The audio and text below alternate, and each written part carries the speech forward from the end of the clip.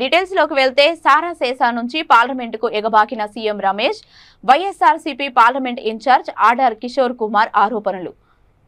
అనకాపల్లి సారా సేసా నుంచి పార్లమెంటుకు ఎగబాకిన సీఎం రమేష్ అని YSRCP parliament incharge order Kishore Kumar ఆరోపించారు. సీఎం రమేష్ పై వివిధ జాతీయ ఛానల్స్ లోను పేపర్లలోనూ ఆర్టికల్స్ రాయడం నిజం కాదా అని ఆడారి కిషోర్ కుమార్ తెలిపారు. ఆంధ్ర మాల్యలుగా పేరున్న టీడీపీ రాజ్యసభ సభ్యులు సృజనా చౌదరి సీఎం రమేష్ ను రాజ్యసభ పదవులకు అర్హులుగా ప్రకటించాలని BJP MP GVL Narasimha Rao Rajya Sabha ethics కమిటీలో అప్పట్లో ఫిర్యాదు చేశారు.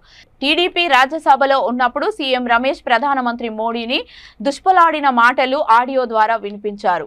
ఈ సమావేశంలో జిల్లా పరిషత్ వైస్ చైర్మన్ బీశెట్టి వెంకట సత్యావతి, మిద్ది అచ్యుత్, బుద్ధ సీను తదితరులు పాల్గొన్నారు.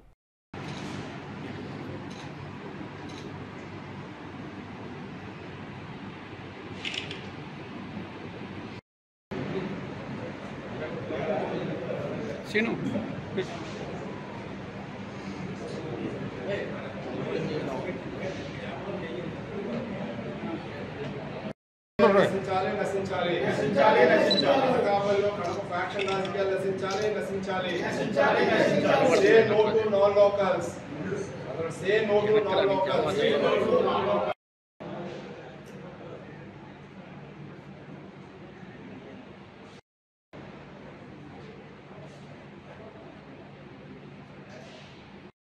నాన్ లోకల్స్ వద్దు వద్దు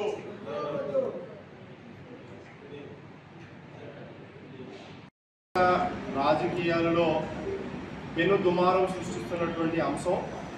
మరీ ముఖ్యంగా ఇవాళ జగన్మోహన్ రెడ్డి గారి సంక్షేమ ఫలాలు, సంక్షేమ పథకాలు ఆంధ్రప్రదేశ్ రాష్ట్రం అంతా విస్తరిస్తున్నటువంటి తరుణంలో ఏదైతే డీబీటీ డైరెక్ట్ బెనిఫిషరీ ఉందో ఆ డీబీటీని ఈరోజు మేము ఎలక్షన్స్ అయిపోయే వరకు రద్దు చేస్తున్నామని చెప్పని ఎలక్షన్ కమిషన్ అనటం చాలా శోచనీయంగా ఉంది. నేను రిక్వెస్ట్ చేస్తా ఉన్నాను, we all have due respects towards the Election Commission of India and also Election Commission of Andhra Pradesh.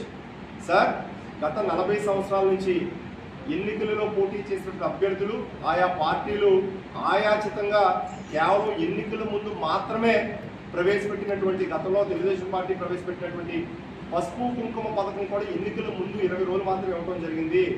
దాన్ని డైరెక్ట్గా అకౌంట్స్లో ట్రాన్స్ఫర్ చేసిన సమయాల్లో ఈరోజు డీబీటీ ఏదైతే రైతు భరోసా, ఆసరా, మిగతా పథకాలన్నీ కూడా డైరెక్ట్గా పెన్షనర్స్ కూడా వెళ్ళేటువంటి పథకాలని ఎలక్షన్ కమిషన్ ఇవాళ ఆపడం చాలా శోచనీయం.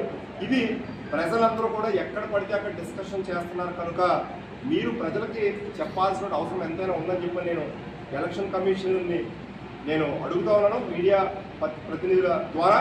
రెండోది